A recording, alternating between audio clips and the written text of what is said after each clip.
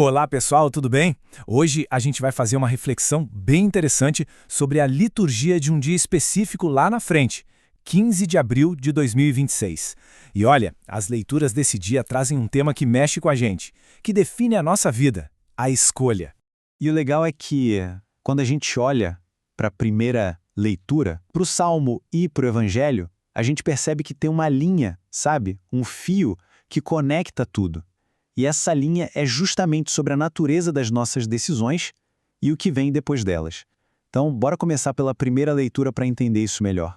Então, a nossa jornada de hoje começa lá nos Atos dos Apóstolos. E, gente, o cenário já começa tenso. Imagina só, os apóstolos estão pregando sobre Jesus abertamente, sem medo, e por causa disso são presos, trancados numa cadeia pública. É basicamente a autoridade dos homens tentando calar a voz de Deus.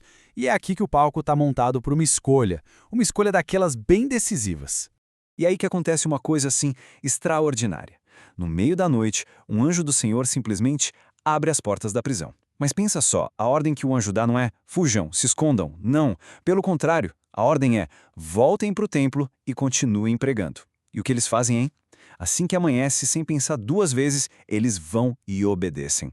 Eles escolhem a vontade de Deus, mesmo que isso colocasse a segurança deles em risco. É impressionante. Essa frase aqui, que eles falam um pouco depois na história, é o resumo de tudo. É o coração da escolha que eles fizeram. É daqui que vem toda aquela coragem, sabe? Aquela força para não desistir, mesmo sendo perseguido. Fica claro que eles já sabiam muito bem a quem deviam lealdade. E essa fé, essa confiança toda dos apóstolos, ela encontra um eco, sabe, na oração que a gente faz em comunidade, o salmo responsorial. É como se o salmo se tornasse a nossa voz, a voz de todo mundo junto cantando a mesma verdade que os apóstolos viveram na pele, que Deus escuta e Deus liberta. Cantando suavemente, este pobre clamou e o Senhor o ouviu. Sabe, essa frase é exatamente a experiência dos apóstolos, né? E é também uma promessa para todos nós. É um convite para a gente parar um pouquinho e pensar, como é que Deus responde quando a gente clama? Bom, agora a gente chega no coração da reflexão de hoje, que está lá no Evangelho de João. E aqui, gente, esse tema da escolha, ele fica ainda maior. Ganha uma dimensão, assim, universal, eterna. E o texto já começa com uma das declarações de amor mais conhecidas e poderosas que existem. A mensagem central aqui não é de condenação, de jeito nenhum. É sobre um amor tão imenso que oferece a salvação, a vida eterna. A paixão e a ressurreição de Cristo são, no fundo, a maior prova desse amor. E esse ponto aqui é chave para a gente entender tudo. Cristo não vem como um juiz carrancudo, sabe? Para criar um abismo entre a gente e Deus. Muito pelo contrário. Ele é a ponte que atravessa esse abismo. Ele é a solução, a porta de entrada para essa salvação que o amor de Deus está oferecendo para todo mundo. Ok, mas aí surge uma dúvida, né? Uma pergunta bem lógica até. Se a missão de Deus é salvar, não é condenar, então por que existe condenação? Como é que uma coisa dessas acontece se a intenção de Deus é justamente o oposto?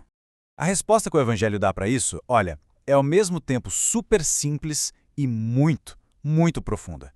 E ela joga a responsabilidade bem no nosso colo. A resposta é essa, as escolhas. A condenação não é Deus apontando o dedo e sentenciando, não. É uma consequência direta do que a gente escolhe.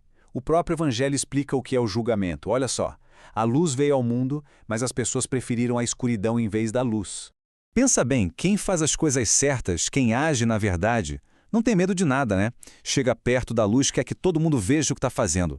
Agora, quem pratica o mal odeia a luz, foge dela, se esconde para que as coisas erradas que faz não apareçam. Entende? Essa preferência pela luz ou pela escuridão já é o próprio julgamento.